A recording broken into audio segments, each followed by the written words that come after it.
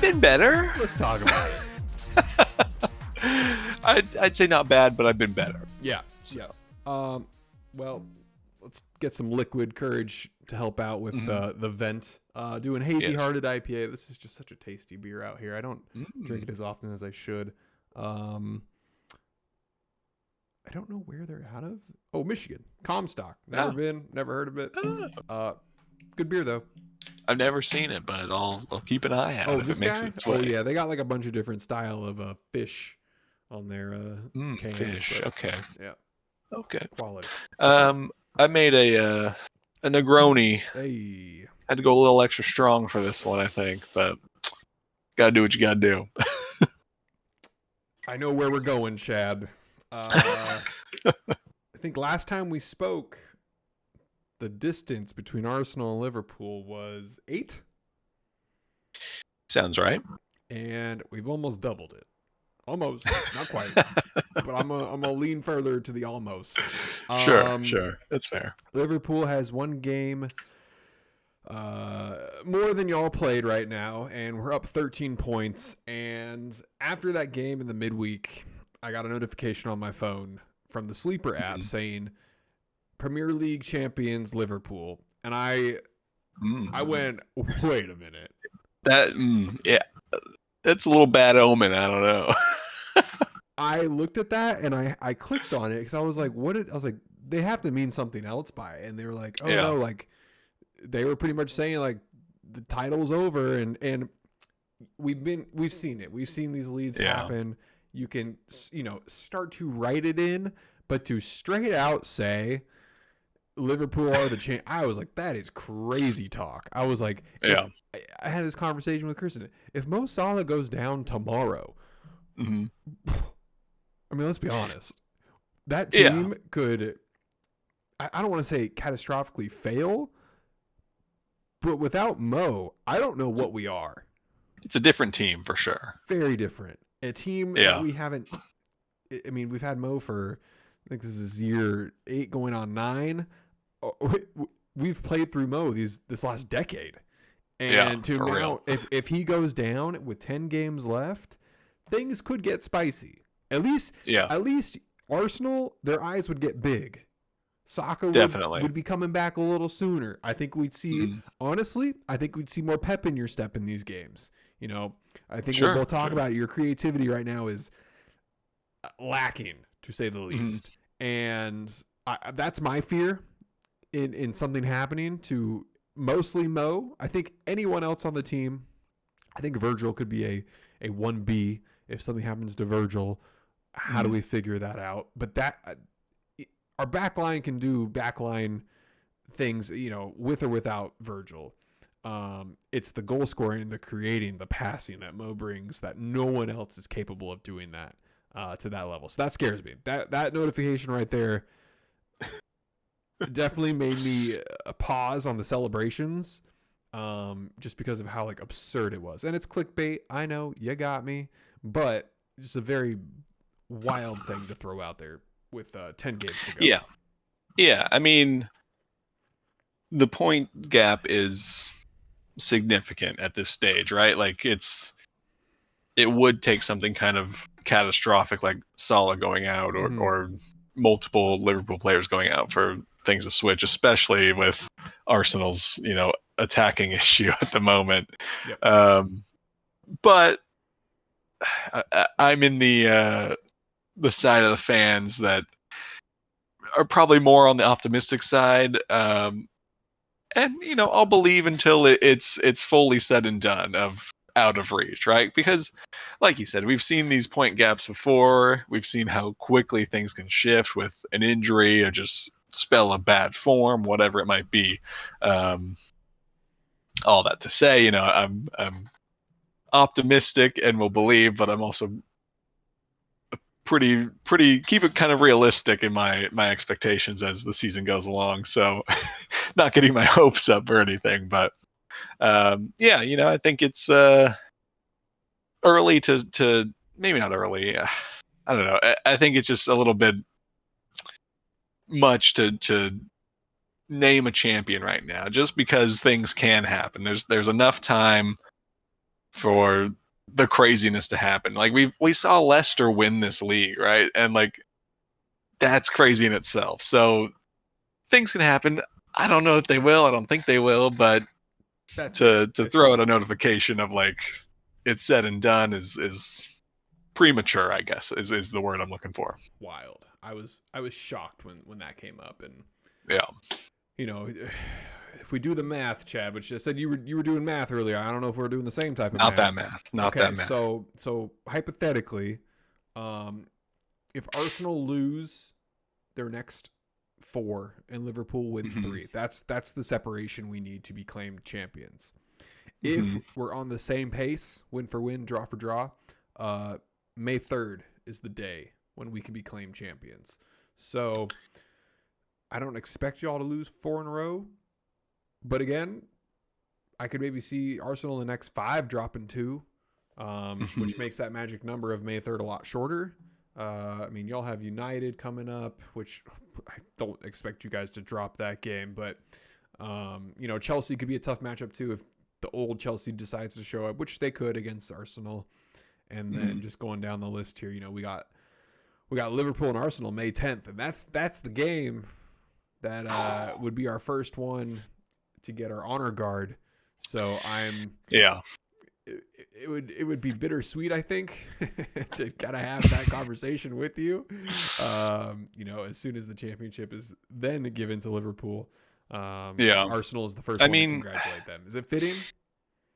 I feel like it would be fitting at that stage. Like, it's really only been Arsenal and Liverpool in this title race, right? So if you're gonna give the first honor guard, I feel like hopefully second place at that point in time is, you know, the one that should give it to you. But I think I'm just like assuming everything continues as it is, and you know, we get to that point.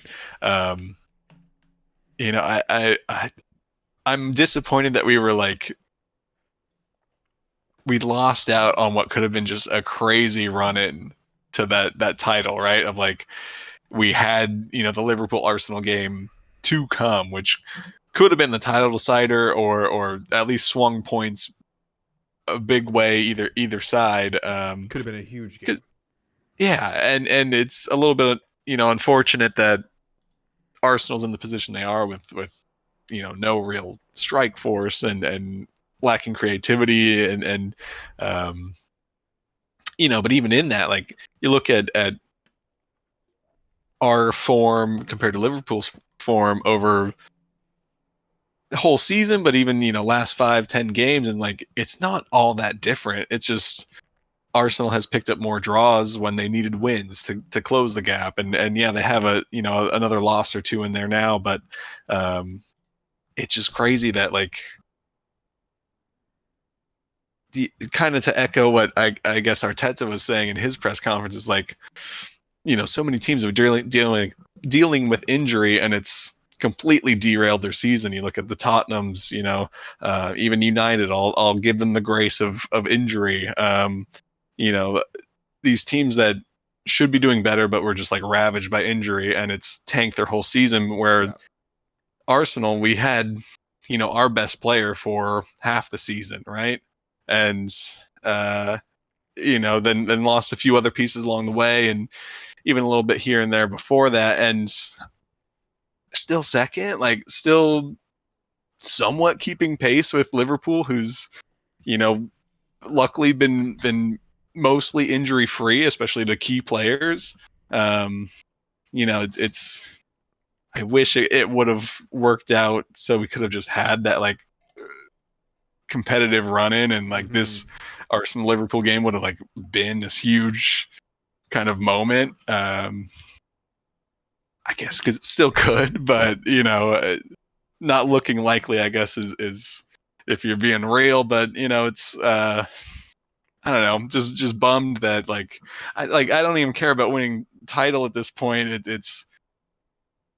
It'd be great, you know, it would be an incredible story at this point of the season with all the troubles. But like, I wish it would have been just more of a run in with both teams, and being able to kind of fire on all cylinders the whole way. But that's sport, and it is what it is. The football fan in me would like that to happen. Yeah. But as the Liverpool fan, I want this thing to be in the bag in 3 games. I mean, let's be honest. No. Yeah, definitely. I get your point. Of course, you want that May 10th game to be, Yeah. I hope that game means something. I bet you do. But no. Of course, we want the high end drama game. Who doesn't love a season to come down to the very last game, or at least in the last couple? It's bittersweet being a big football fan and a team who's about to win a title. Of course you want good games. You want every game to matter, but also you take take your win and enjoy it if as the fan of that team, like take it, run with it, like have your fun. I think like I've talked about the subreddit goes like super just doom and gloom after any not win performance, basically. So as you could probably imagine, there's been a lot of that, especially post Havertz getting injured and having like no real striker now.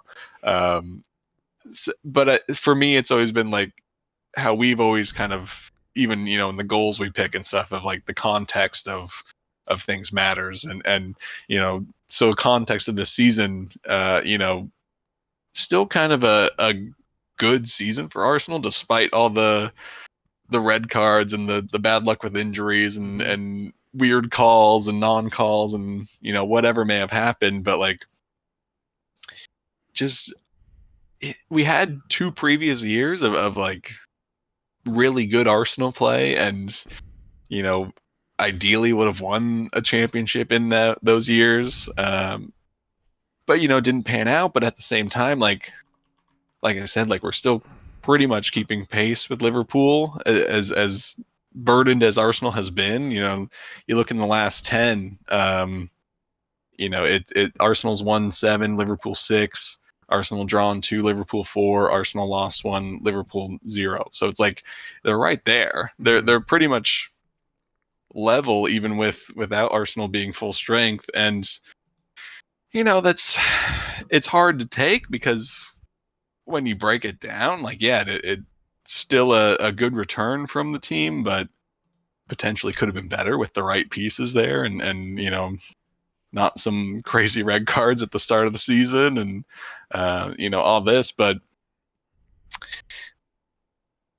the Arsenal fan of me is bummed, of course, because it's not looking great. But the sport fan in me is again optimistic, but like realist in this, and not so like black and white, where I feel like a lot of sport fans can get that way of like, season's over, lose as many as we can so we get the better draft pick, or just who cares about this season because it's over now, like let's look forward to summer. It's like, I get we all want to win, but in like this modern day and age, I think it's been so hard, especially with the likes of Man City and stuff, where they can, if something's not working, like they can buy up they spend over 100 million or whatever in January, which is not something teams do. Like and Liverpool, they've spent wisely and probably better than Arsenal have, and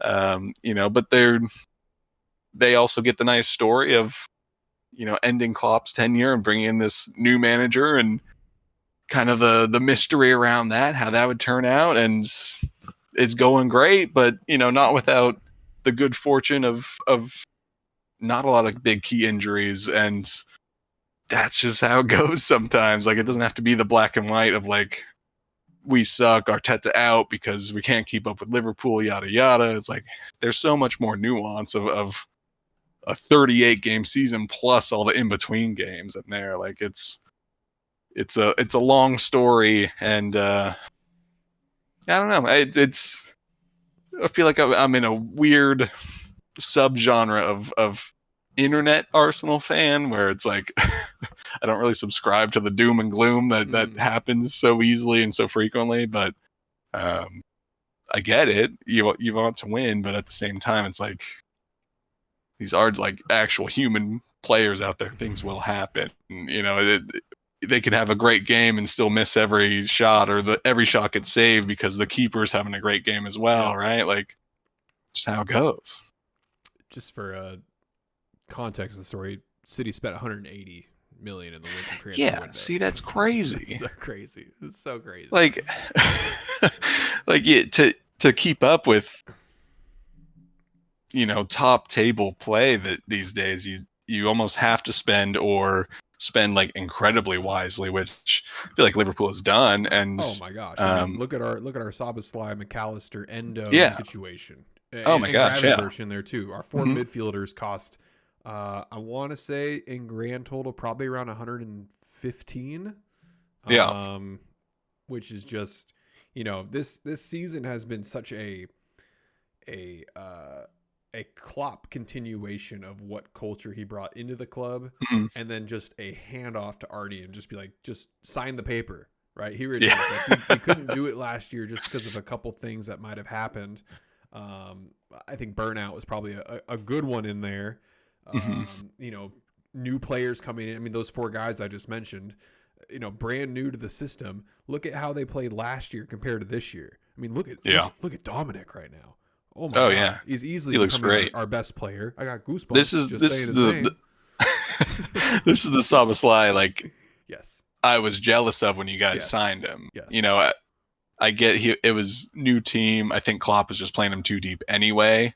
But now seeing him play a little bit more forward, a little bit more unleashed, and like be able to be cohesive with that attack, you see the player he is, and it's just he's another special piece. And I mean, one you got for a good deal, I think, and that's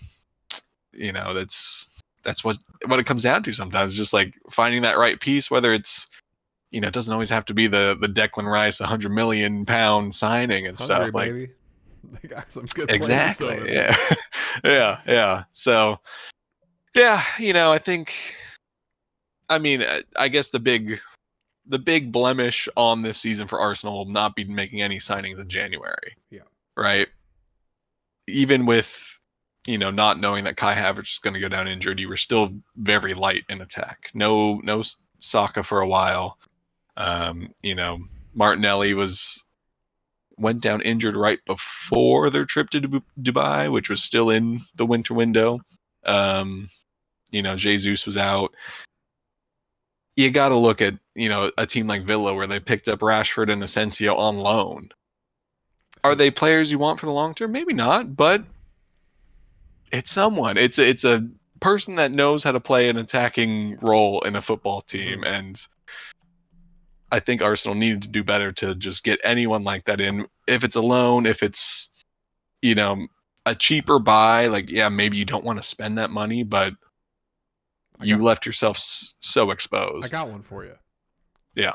And I think you, in hindsight, looking at last year's season and the player that left to go to another country and how y'all play with your super strong wingers, call me crazy, I think y'all would have won the title last year if you had Firmino. He's in Saudi right now. He wants out. Chad, I was watching highlights of him dishing the ball to Mane and Salah and just like being just crisp, right? Yeah. Not a guy who's going to go score a bunch of goals, but just has the perfect touch and almost never messes up, right? Yeah. Doesn't mess up. That was the perfect glue guy for those that we talk about Salah and Mane on that amazing Liverpool squad, but it would have never happened without Firmino. It just wouldn't have. And I feel like with Arsenal playing very similar in how they use their wingers, he's just the perfect guy to set everyone up. And now he's, of course, a couple years older than when I think you maybe could have signed him. I still think he's probably a solid option. And he wants out of Saudi. He's trying to find a new club. Looking back at winter transfer window, I think, like, why didn't Arsenal at least attempt to go for him? I think the injuries really piled up quickly, so it wasn't even a thought.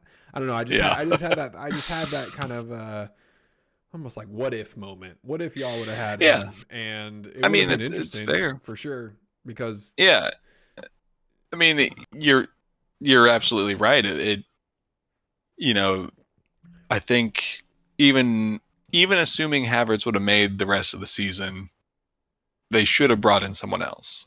Havertz already was playing almost every single minute of every game, right? Like he was already dog tired at the end of some of those games, leading up to their little trip to Dubai to hopefully refresh everyone. But I think you probably should have put out every feeler you could of anyone that wants out, anyone that's unsettled, anyone that's on loan. If you're currently or previously or maybe expected to be able to perform at the high enough level just to, again, maybe not bust in 10, 20 goals in a half a season, but hold your own up there, be able to mesh well with the style of play of Arsenal. Like, they needed to throw something out there, and I don't know, everyone points the finger at Arteta, but like, I really don't think that's much of his call. I know they're kind of in between directors of football, which certainly doesn't help the situation, but we know they plan transfers and stuff like windows ahead, right? It's not like, oh, January's coming up, it's December, let's sit down and talk about it. No, it's like they have ideas already, and of course, circumstance and injury and stuff will change things and maybe progress things or whatever, but they had to do something, and to not do anything was the not the final nail in the coffin, but like maybe the heaviest nail in the coffin. That's fair. Do you feel like who would have been the guy you would have wanted to possibly make a run at the title this year? That's the thing. I don't even have like a single player in mind of like, if we got him, we would have been okay. It's like, I know they were looking at Sesko, but he wanted to stay till the end of the season, which, fair enough. Why not? But again, he's on the younger end, so he's a little bit of the mystery of if he'll come in and click right away and, get up to speed.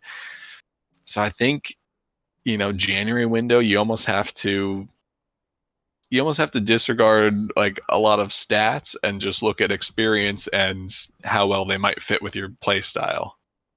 So yeah, like a Firmino would have been great. You're not. I don't think you're prying Ivan Toney away from his bag, but I think a Toney could have been great. I think you maybe could have tried looking down the table, and Evan Ferguson went on loan. Mm-hmm. Again, he's young, but he has Premier League experience. Maybe worth a shot. Even Rashford is not a center forward kind of striker, but could have maybe you bring him in. It could have maybe worked. He's at least in his brief appearances at Villa looks better than Sterling. So it's true.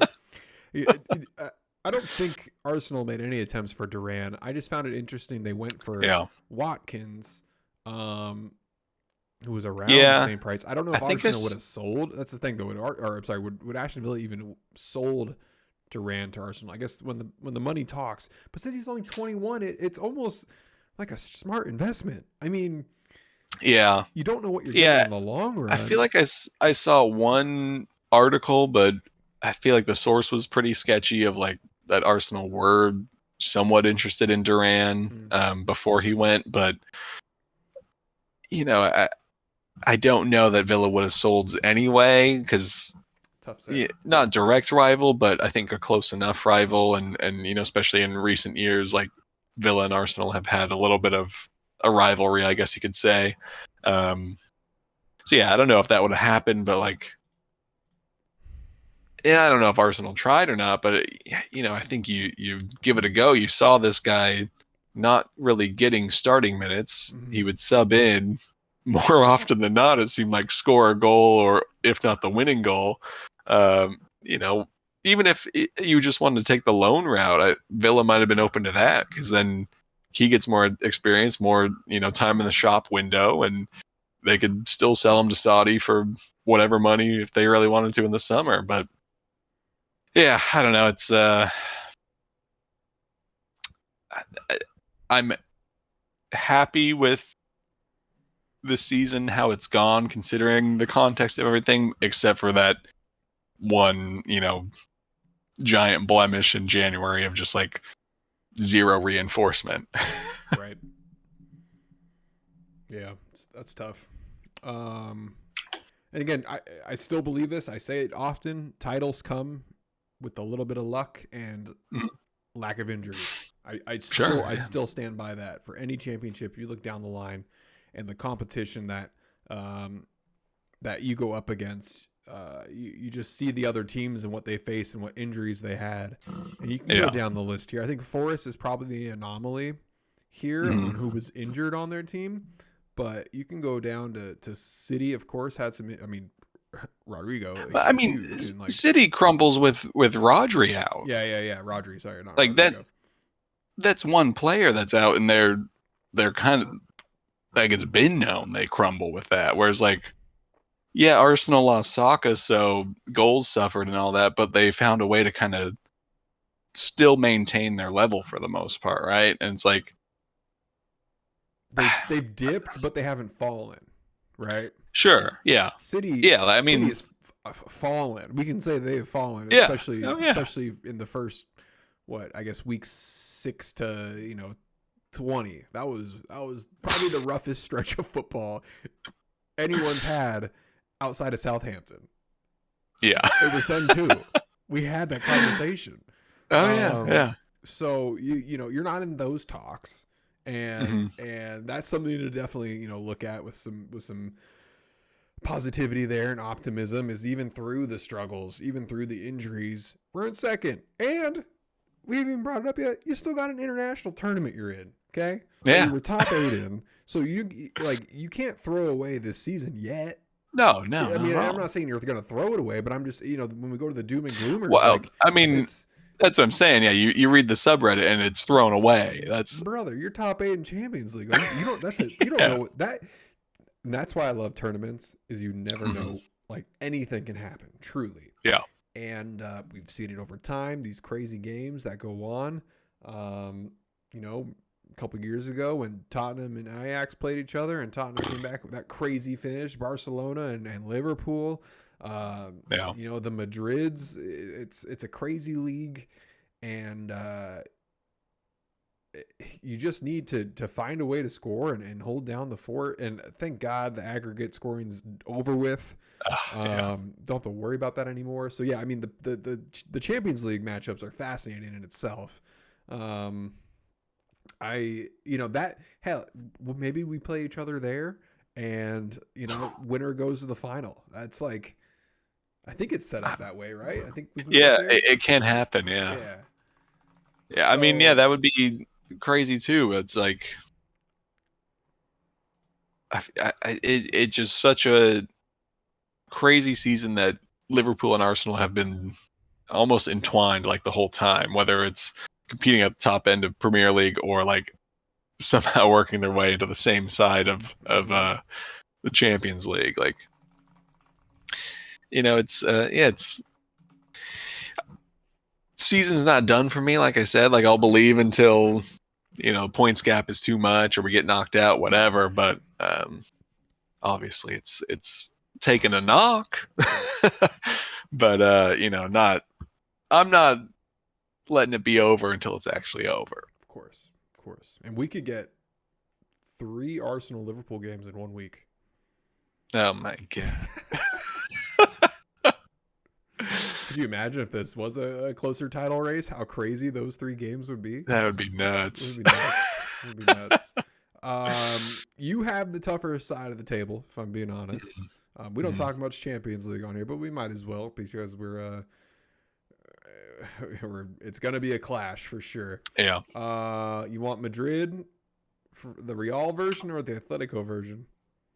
I was thinking about this. I think getting through PSV is going to be a challenge, just considering they're hyped what Arsenal is right now, and PSV looks decent enough to make some issue. But assuming we get through that, I think I would take Real. I think either way is a very hard matchup, but I think Atletico under Simeone could just shut up shop. And if this Arsenal side is going to struggle to create and score, like they're not getting past an Atletico, low block defense, where Real, I think, will play a little bit more. I think will require the defensive end of Arsenal to like be on their game 110%. And still you're hoping for like a nice break or some moment of magic on the Arsenal attack side, but I feel like that's at least a more open game than going against Atletico. I disagree with that. I think beating Madrid too would mean a lot more no matter where you finish in the bracket too. Yeah. But I mean, let's just talk about Madrid really quick. I don't know if Real Madrid is going to beat Atletico, just based on what we've seen from Madrid. I mean, when they played City, they saw a very, very weak City side. Let's be honest, very weak. Yeah, City, they threw that game. It was kind of unbelievable how they kind of just gave up. But we've seen problems. Of course, Madrid's starting to come alive. I've been trying to watch more of their games to see what they're doing. They get a lot of opportunities, but they just struggle to really finish. And Mbappe is he's gonna shoot, and I think when you can create, I don't know, like pressure situations for him to find awkward angles, he struggles there. You get him out of the box, you make him go on his weak foot. He's not having the best time. It's the X factors that are going to come in. Who the Rodrigos, where I call Vinny Jr. An X factor, even though he's a top dog.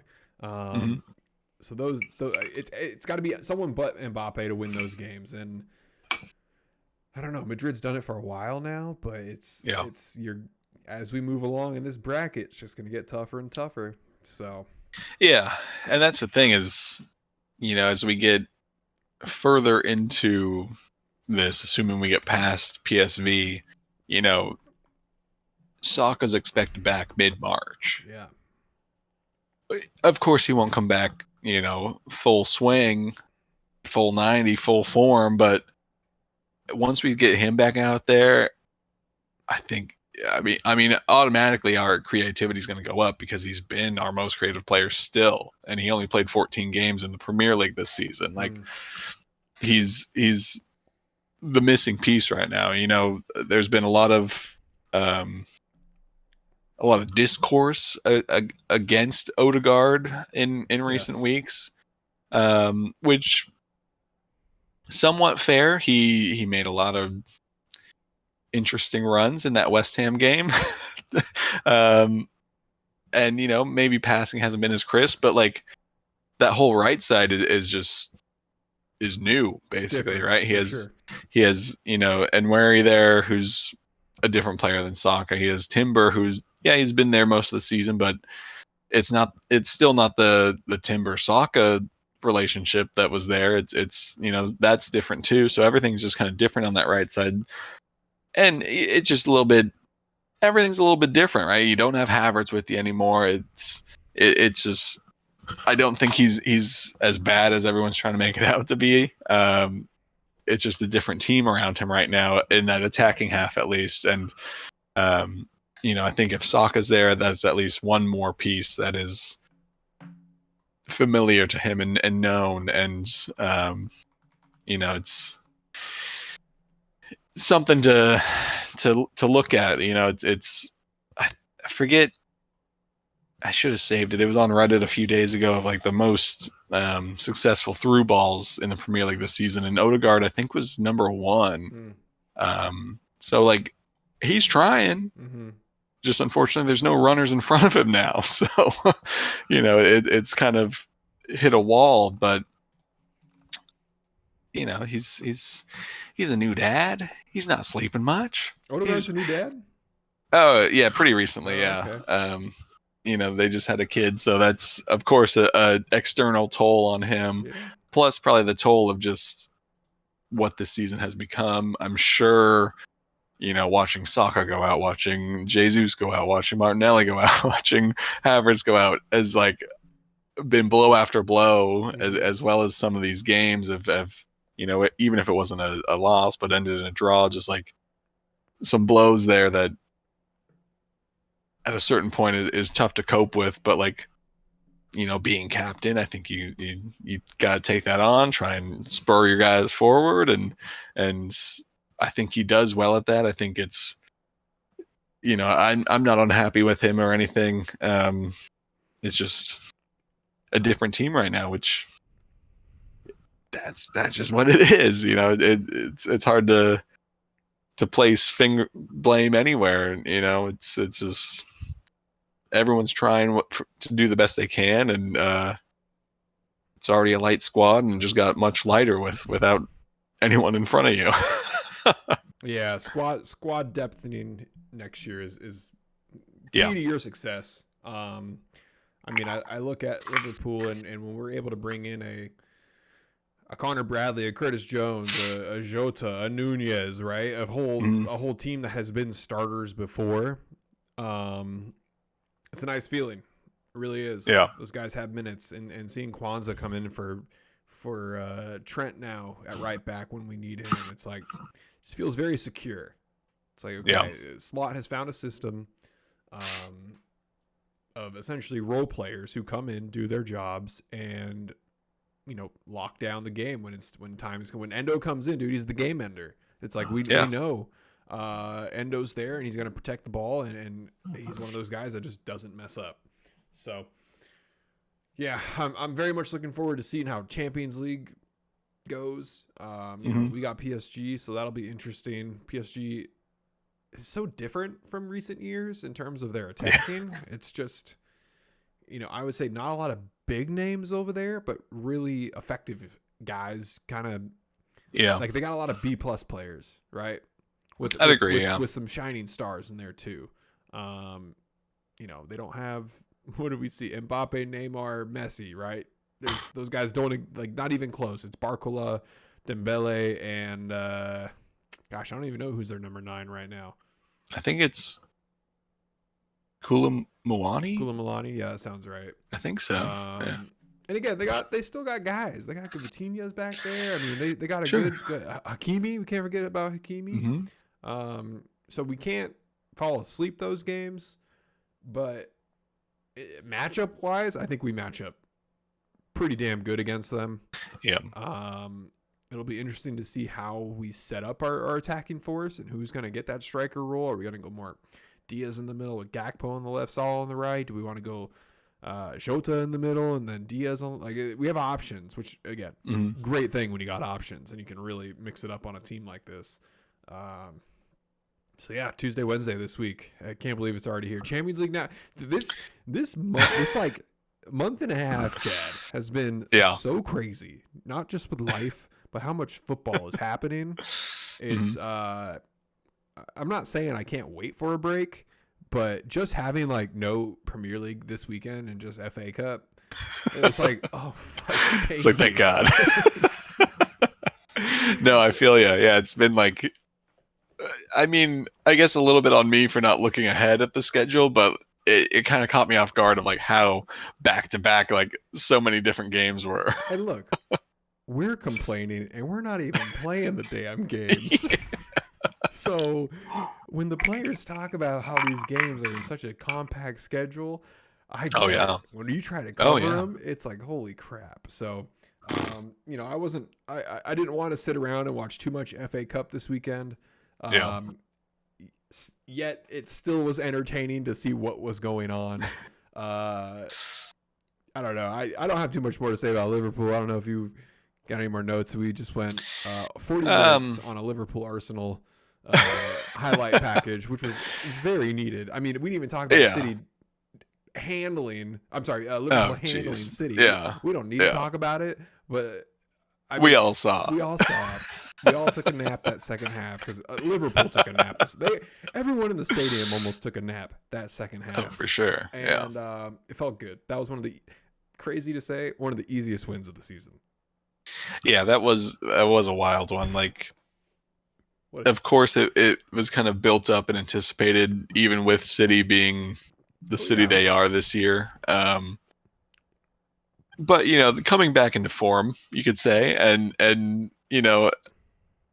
I think everyone went into it expecting a good head-to-head battle, and first half, all game was all Liverpool, but at first half, I guess was, City made their presence known a bit. Doku, maybe they showed that Doku still knows how to play.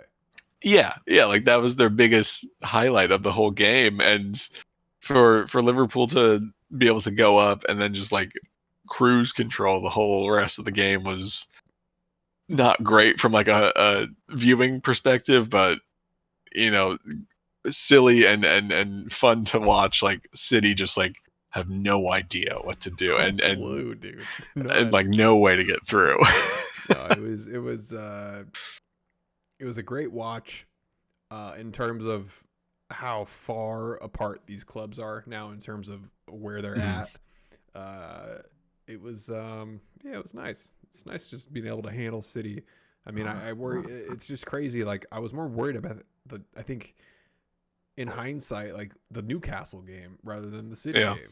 I mean, of course, no Haaland makes a big difference, but Newcastle has kind of been a bogey team for us. In the last year, but if we talk about FA Cup right now and seeing Anthony Gordon lose his head, it loses his cool because someone almost lost a head this weekend.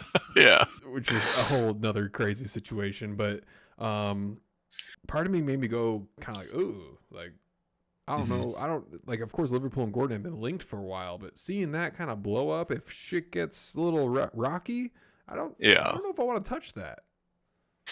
Yeah, that's fair. I mean, certainly like not necessary at that point. Like, I get, maybe he got frustrated with, maybe more of the challenges or whatever throughout the game, and like that was his kind of release. But like, just such a dumb move. Like it's any of those somewhat kind of sneaky pushes and stuff, you got to know, just don't ever fly anymore in the VAR era that we're in now. Like they're gonna look at it and more often than not you're gonna get caught. It's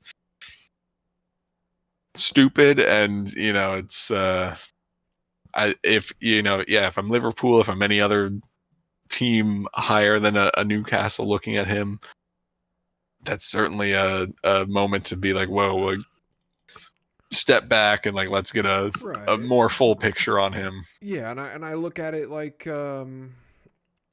he has big games coming up too that he's now going to miss against Liverpool. I mean, which is what he's going to miss the semifinal of FA Cup final. No, the Caribou Cup. Or yeah. So to have that, I don't know. He knows he can't, like, unless he didn't know he couldn't get a red card and he would lose out on these games, which is crazy to say, but I don't know. It was his attitude after, it was his attitude during, and then to be shocked that he got a red card. I was like, what? Yeah, duh, dude. What do you expect here? Yeah. So yeah, Newcastle, man, I had them being second in the Premier League in our second half predictions. I think top four is probably out of their realm. I don't think, with how they're playing, what I'm seeing, I think they even might be content with where they're at. I think so. Like they don't have as many goal scorers as I feel like they did last season. Whereas like, last season wasn't an incredible success, but I felt like goals came from a lot of places, and if Colin Wilson got subbed in, it felt like he was getting a goal. It was scrappy, but he was getting a goal. Joe Willock was picking up goals. Joe Linton was picking up goals. Jacob Murphy, all these guys, and it feels like this season it's for Newcastle. It's like if Isak's not getting a goal, the whole team is not working. I think Trippier fell off so hard. He was such a source for them to play on that right side, and now he just doesn't really exist anymore. So they've had to retune their style, and it just hasn't been great. So yeah, no, that's a fair take. And then if we jump to Palace, man, we're about to, dude. I'm so mad that Mateta And the Millwall keeper, I don't even know his name. I don't want to know his name. What the Yeah. hell, dude? What was that? That guy has to be suspended or banned for X amount of time. That was probably the worst tackle. I can't even call it a tackle. A worst spike to the face I've ever seen. Yeah, that was pretty bad. I think if there's anything to like rival it, not to like try and find a comparison, but it was it Donnarumma who got like a foot to the face this season? The other way around. Yes. Yeah. But I think he was sliding. Was he sliding? Oh, maybe, yeah. But it's that same sort of thing of just like, oh yeah, that one's not great. No, it's not great. And I think that one you could probably find more just like unfortunate circumstance in it, whereas this one was like, I guess you could find a way to argue like he's going for the ball, but it was just so, why are you having your foot like that high and going for it in that way at that moment, right? Like, you're the keeper. Yeah. You can do almost anything, right? And like, even if you clock Mateta with your glove, like you're more protected. You probably get away with that. Though he almost did with, Michael Oliver's refereeing, but what was going on? And I just watched the Donnarumma accident, bad accident. Could have done more to as the attacker to prevent it. But Donnarumma was sliding. He was trying to jump over him. His face was essentially in the way. Yeah. Mateta was just like normal posture running. Yeah. But that crazy, man. It's crazy. And so watching it and then hearing that it had to go to VAR, I was like, okay, I wonder what Oliver might have seen, right? I try, man, to be fair and give him benefit of the doubt. Let's look at the whole thing. But I don't get I want to know what Oliver's initial, no, it's no card. Like, why? Yeah. Why did he think that? And I don't know. I haven't looked into it. I haven't got his thoughts. I'm sure he didn't share much. The red came out, which was great. Apparently Mateta's ear is really messed up. So I don't know. Fair enough. Again, I don't know. They're saying he probably could have lost an eye if it, was a couple inches to the left or right or wherever the spike was. I haven't seen any pictures. I'm just watching it back now, and I feel like Michael Oliver's in an incredibly great position to see this as it is. Is he behind Mateta? He's like behind and like a touch to Mateta's left, but when collision happens, it's only keeper and Mateta. There's no other blockage there. And keeper clearly comes up with boot incredibly high. And it's at the top of the D. So, I guess keeper, won't go for hands, obviously, unless he wants to get a red card anyway. But for Michael Oliver to deem that okay, to not even want to give it a yellow initially. I don't even know if he was going to call a foul. I don't think he was. He lets play go on. He lets Palace take a shot. So I guess maybe he was playing advantage. So I don't know. But you're watching it right now. Yeah. I'm going to compare. I'm a big comparison here. Okay. Sure. Keeper got to the ball first. Keeper got to the ball first, I guess. So I'm just thinking here. Mm-hmm. Saliba got the red card when he got to the ball first. This is so night and day in terms of what happened with those two. It's just a crazy comparison, right? Yeah. The violent conduct in this play is, oh God, was Oliver reffing that game for Saliba? Oh, because Saliba didn't get to go to VAR. He got the red right away, right? Yeah. I'm just curious as to what What makes this a fair play in terms of I got to the ball first versus a dangerous play, I got to the ball first? Because we can definitely rule this was a dangerous play, but he got to the ball first. Is it the spikes up? Is that where we're gonna see? That's my only argument for Oliver in this one, is that he saw the keeper get to the ball first. I still can't find Oliver's vantage point. Yeah.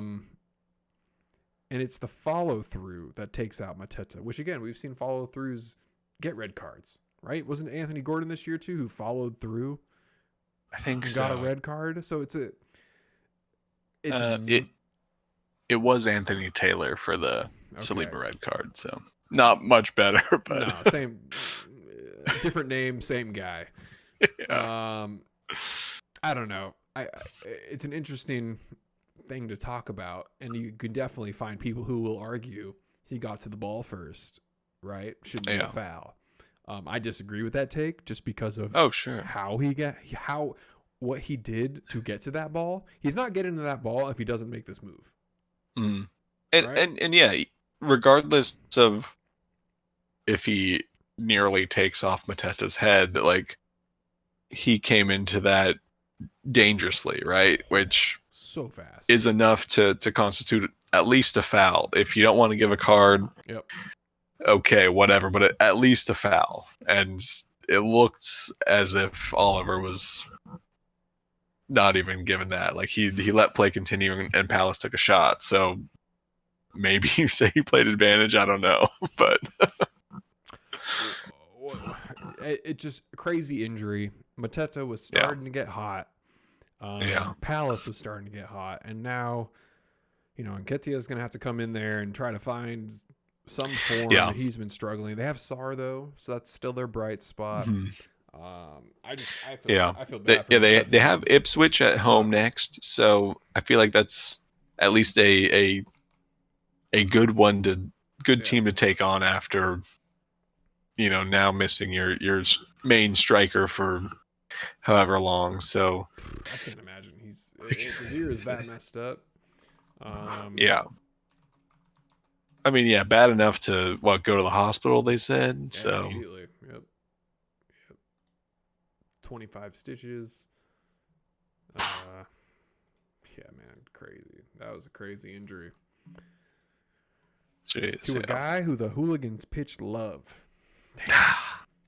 It's the worst. But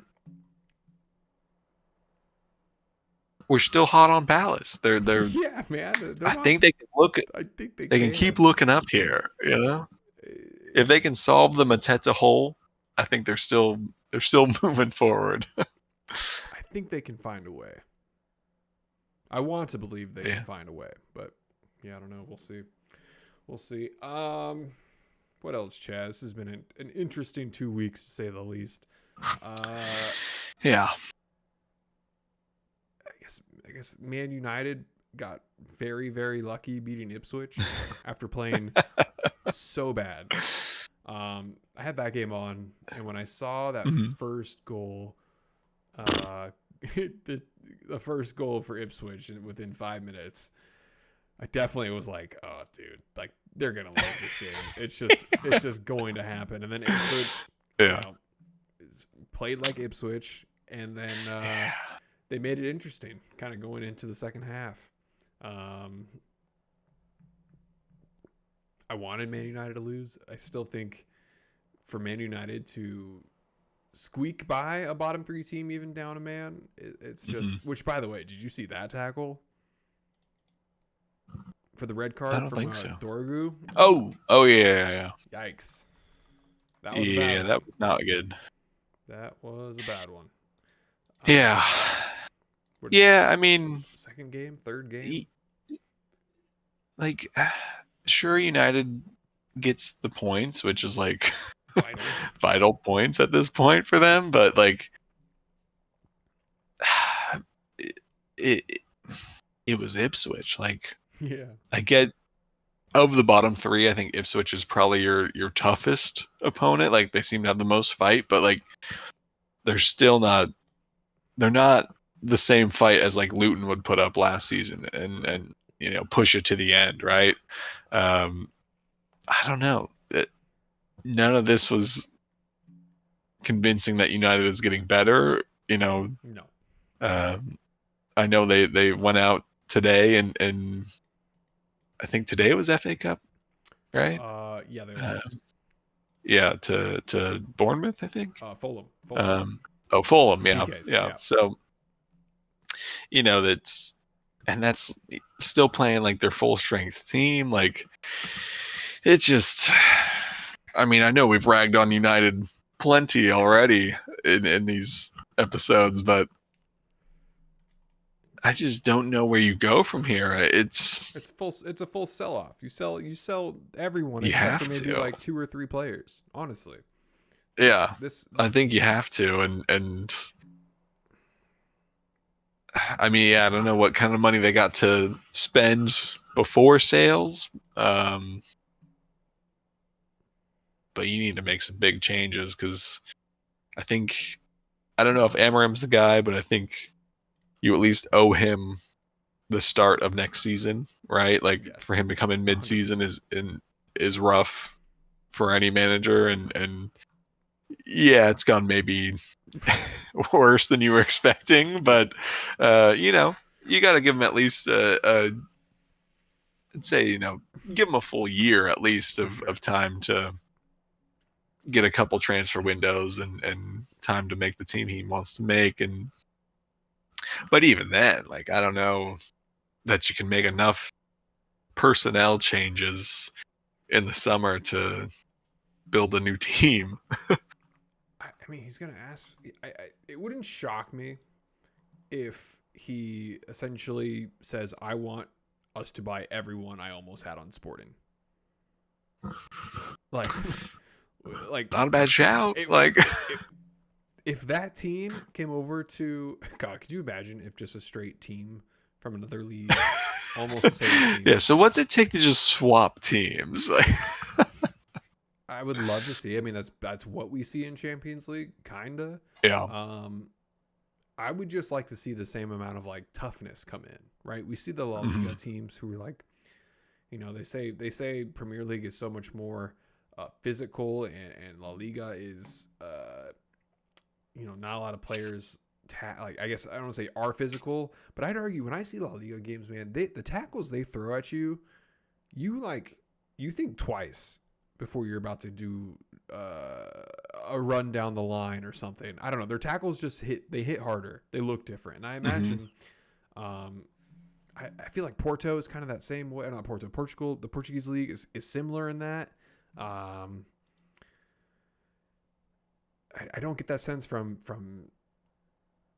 Bundesliga or Serie A. It's just different style, and I would just be fascinated to see him bring over like his guys. Obviously, they were really good. He wouldn't have got this Man United job if his players weren't really good over there. Yeah, they did fall apart. I mean, once he left. I think he'll definitely look at some of those guys to bring them over. Just to highlight Victor Gyökeres, like his scoring potency, at least in the league, has quieted down, I'd say significantly compared to before. I think 16 goals before or when Amarim was there, and since he's left, he's had 1, 2, 3, 6, 7 goals since. So, change of system certainly affects that. It would not shock me if he is a Man United player next season. No, not at all. I think it would be a known pickup, right? Like, yep. I think a lot of even Arsenal fans have pointed to him of like, oh, let's pick him up because he knows how to score, yada yada yada. But like, I understand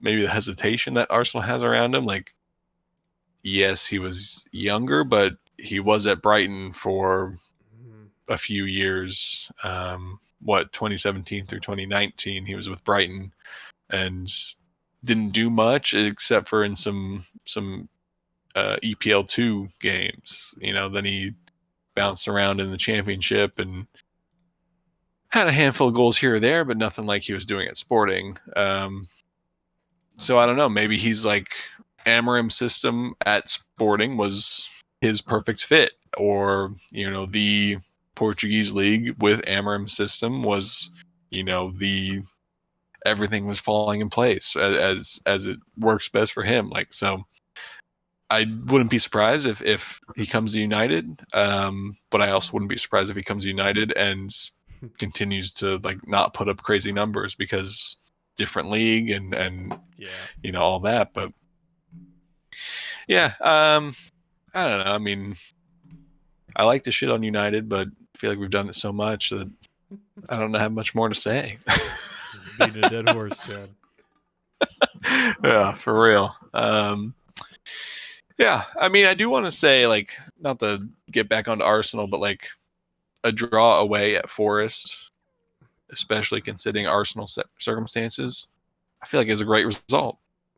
I kind of saw that coming, honestly.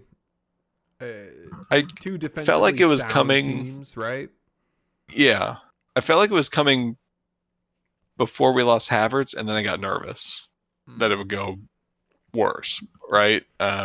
Chris Wood, I expected to score because he'd just be doing that this season. Arsenal on the day, I think, played much better than they did against West Ham.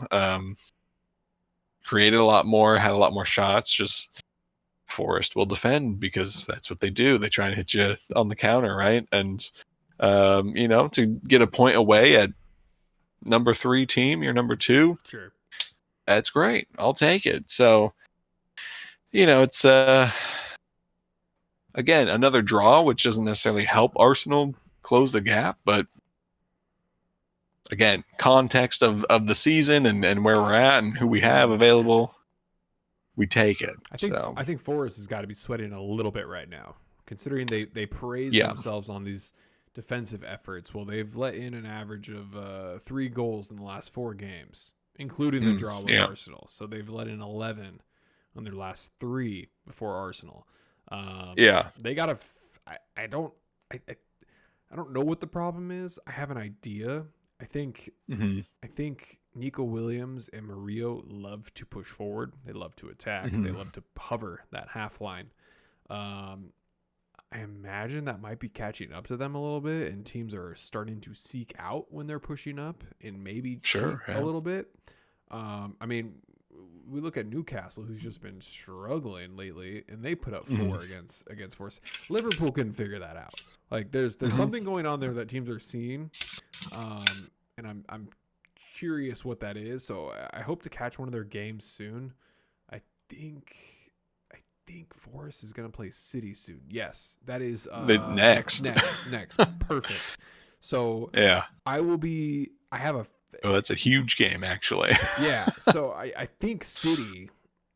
If I'm City, I'm seeing how their backline is set up in terms of how they're possessing. And again, this is going to be a weird game because I don't imagine Forest to possess a lot this game. So this could be one of those stalemate type games, right? But when Forest have the ball, I think that is creating more problems for them. Sure.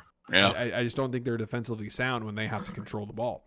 Look at the Arsenal Forest game. Perfect example. I haven't even looked to see what the heat map looks like, but I imagine Arsenal has, I'll say 1.5 more touches than them. Pretty close. 681 to 440. They let Arsenal control the game. Okay, let's go to Forest and Newcastle. Who do you think had more touches?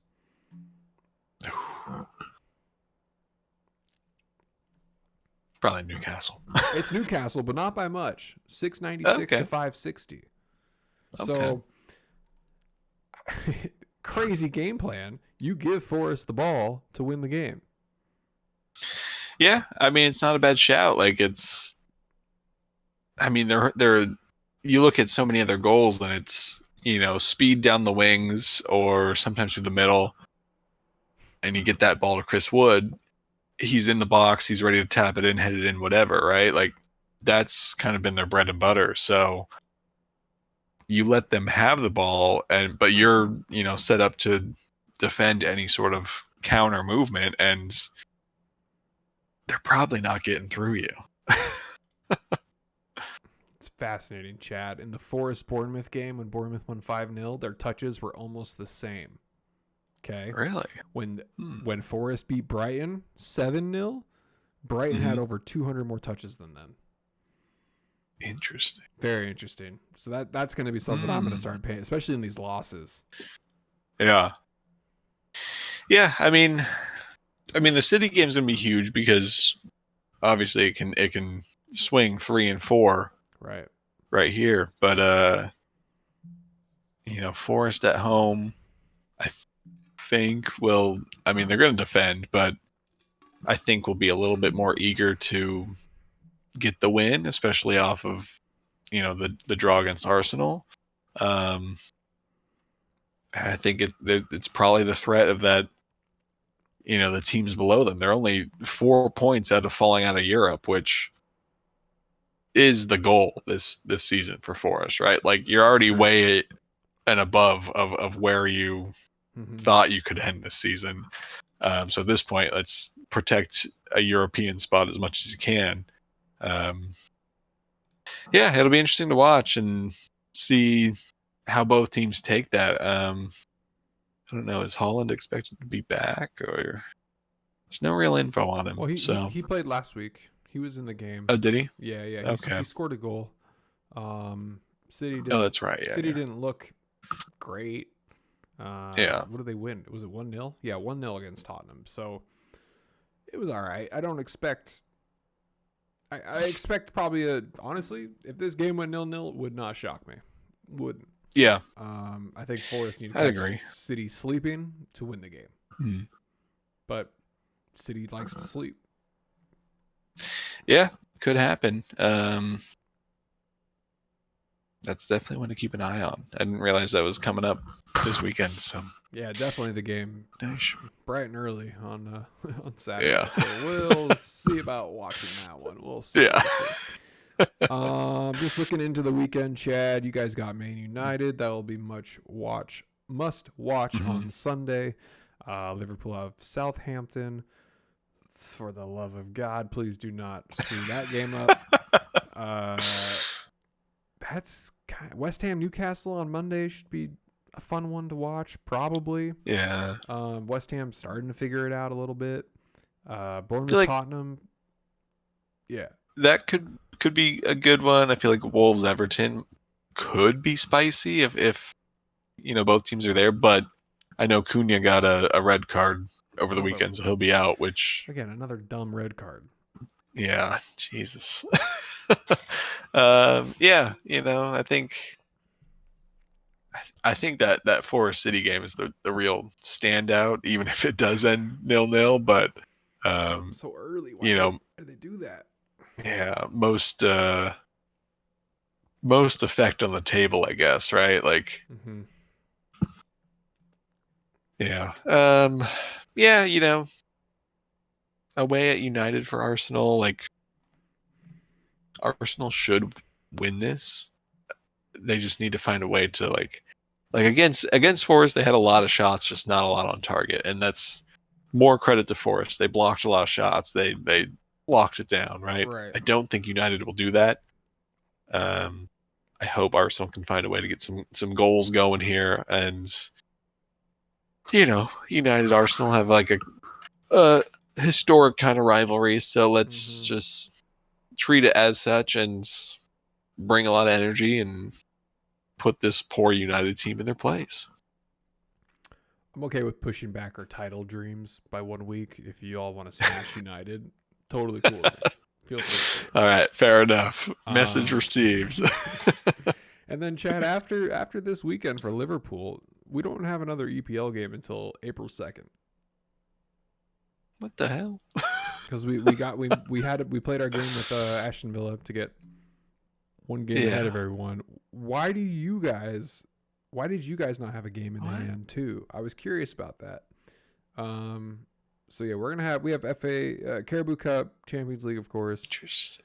But yeah, not until April 2nd, unless that's everyone across the board. Huh. But I don't think it is. Yeah, no. City has a game March 15th. So I think we got 2 weeks after the 15th. Weird. Yeah. happy about that, or am I happy? Yeah. Hell yeah, dude. We're about to play Okay. PSG, and then like the break is, I think, going to be very much needed. Yeah. Now, if we lose against PSG, I don't think it matters. I don't think that break matters anymore. Sure. I mean, I think it just, for me, the hesitation would be that like you're kind of in a good flow, and now you're kind of pulled out of that flow a little bit. But yeah, I don't know. I think the Liverpool flow is this season has just been so upwards trajectory that it's, I think I'm not going to mind it too much. And I forgot to bring this up too. I'm pretty sure whenever Liverpool played before Arsenal and we drew, you guys matched our result. But whenever you've played before us, we've taken advantage of it. So I'm gonna like kind of pay attention to who plays first on those weekends. Just it's not like it's gonna matter too much at this point, but it still does. But it's just, I don't know, fascinating to see. Chad, that was a lot of Liverpool Arsenal talk for it was, but an hour 10. It was needed. We're the most interesting story right now. Exactly. Everyone else is playing snooze ball over here. Jesus. It's true, dude. Chelsea, snoozers. City, snoozers. Newcastle, snoozers. Bournemouth, snoozers. That's even Forest, snoozers. Lost 2 out of 3. Yeah. You're not wrong. The only teams I'm shouting out right now in a positive light is Brighton. Brighton and Palace. Yeah. And Brighton Palace. Throw Everton in there too, because they haven't lost a game in forever. Hell yeah. The Messiah. Yeah. I mean, I think we're kind of at that weird part of the season where it's like figured it out. Teams aren't they're not like fully geared up for like their season run in. Mm-hmm. So they're kind of conserving, or they got the injuries or whatever. Like everyone's kind of just cruising right now, and then here in the next couple weeks it'll be like full steam ahead and push to get wherever you want to go. But yeah, I mean, it's not over till it's over, right? But that's what I'm saying, dude. Salah goes down. Take what you can get. And I just, please, injury gods, please. With the way he's been playing, I feel like he's got the plot armor this season. And Chad, his last game was Messi-esque. And I don't say that lightly. He was setting everyone up. Everyone. And it just, back in the net wasn't happening. But it was like the opportunities were there. It was crazy to watch, man. But I feel like that were just amazing. Yeah. Like I feel like he obviously had his incredible seasons where he scored 40 goals, whatever it was, and but then he had like kind of when Liverpool went down, he understandably kind of sunk down too. But in those seasons, we saw him kind of fall back to that more creator role, right? And I remember even like commenting on it when that was happening, of like, oh, he's in that kind of messy window of like stepping back from the scorer and doing the creator. And then this season, he's just like, why not both? That's 100% what he chose. He gets to pick and choose when he wants to be the scorer or the facilitator. And I don't know if that's an internal conversation or just what he sees, or the gravity of people defending him. Really excited about the PSG game. I'm so curious how they're going to play him. I mean, PSG will easily be the best team we've played since tough. I don't know. I guess Arsenal probably. Maybe, yeah. Wait, when did we last play you guys? Not all that long ago. No, it was a long time ago, Chad. Really? Yeah, it was October 27th. Shoot, time flies. We drew. Yeah. We've had draws in between, but that game just in my memory bank was a struggle. The Forest games too, but different, right? That was That didn't feel like a head-to-head battle. That just felt like we just can't break through. That Arsenal game, man, that was the spicy one. It was Saka, Virgil, Mourinho, and Salah, and it was it was a good one. It was a good one. All right, man, I'm tapped out. I don't know what else to say. These last 2 weeks feel like a blur. So much has happened. The table movement is probably the wildest thing from the 1 and 2 spots. I don't know, man. We got 10 games left. You guys got 11. We lose 1, you win. It's 10 points now. Like that's the thing. It can swing quickly, and I don't want anyone to get injured, but if that happens, or just downswing of form, whatever happens, like, for any of these teams, like it can. No one's really safe yet. Like, obviously Southampton's going down. We know that much. But let's just, even looking at the bottom, like Wolves, you're out by 5 points, but that's not a lot of space. No, Arsenal, Arsenal got Liverpool ahead of them quite a ways, but like right behind them, 6 points. Forest and City right behind that. Like, Arsenal now unfortunately has to look kind of up and down, maybe more down than up, but a lot can still happen. I'm counting the days until Saka's back on that pitch, because he's going to bring such a new lease on life for this season, I think. A breath of relief, I think, for you guys, especially when he scores a goal and y'all win. That'll feel really good. Yeah. Quite good. All right, Chad, I think we wrap it up there. Big games this weekend, big games this week, Champions League. We'll see what happens. You never know. Yeah. All right, with that, Hooligans Pitch, we're out. Peace.